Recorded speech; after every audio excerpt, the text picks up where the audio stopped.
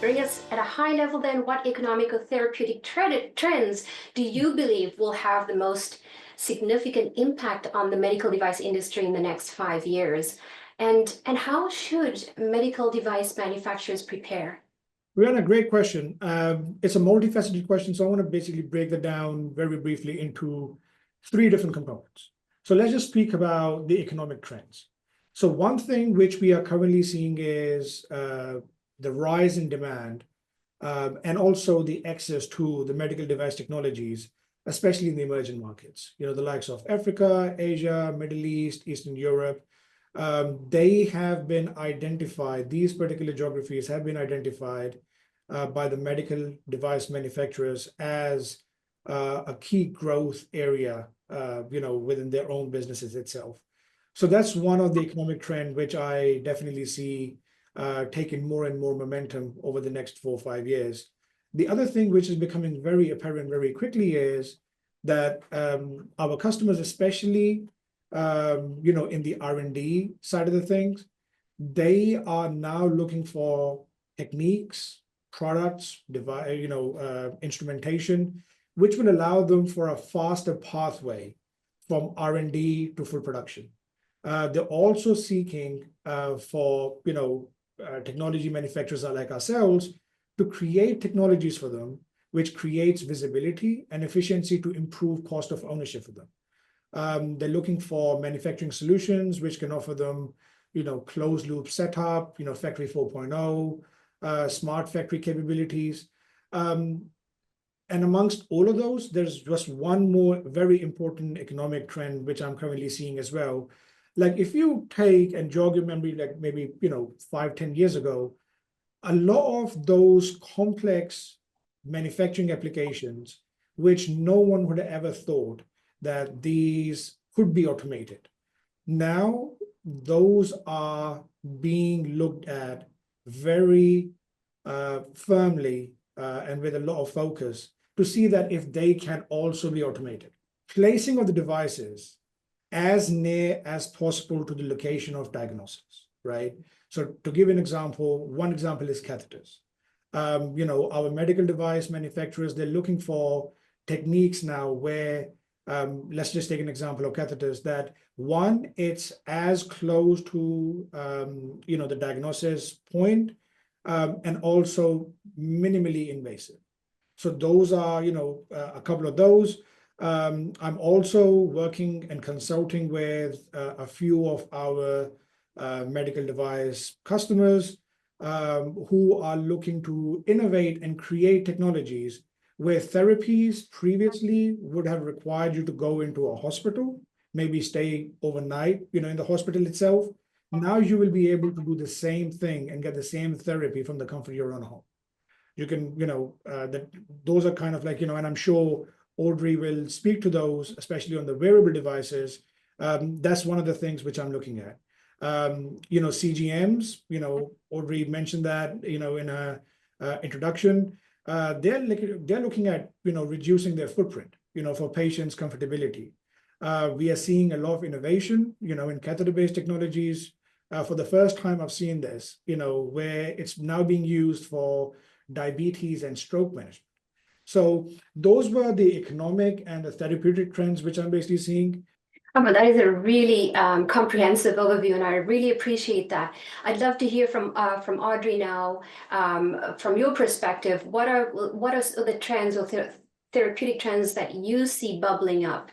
And certainly, my question did say economic and therapeutic. So certainly talk about the market dynamics too, if that makes sense to you. Yeah, well, Ahmad said it really well. The movement of care from hospital to the home, no matter where the home is, whether it's developed country or not, that is a huge trend that we just absolutely cannot look at. I mean, maybe it got really accelerated because of the pandemic, but I'll tell you right now, it is not going back. Just the fact that you don't need to drive, find parking, get a ride, whatever it is, or go long distance to see your physician is something of convenience that people just just don't want to, lose anymore. And then the trend of actually caring for health rather than responding to illness. So, for instance, you see the trend now where the CGMs are becoming over the counter. They're going to be available to anybody that wants to just look at, how is my health? You've got wearable rings that look at your sleep, at your temperature. They do all the predicting of, hey, you need to take a time out or you need to relax. So all of this is looking towards, let's care for health rather than respond to, oh, we're not going to do anything until it's too late and you're ill. And then we're going to, throw everything we can at that. So that, I think, is really a trend that is, we need to look at that, because it throws kind of a monkey wrench. It turns it upside down as to where, healthcare, we called it healthcare, but a lot of people would say it was illness care. It's gonna change to healthcare now. So it's fantastic. Yeah. But with change comes certainly comes challenge too. So I wanted to ask Axel, just again from a high level, in your consultation, what are some of the trends that even some of your clients are talking about?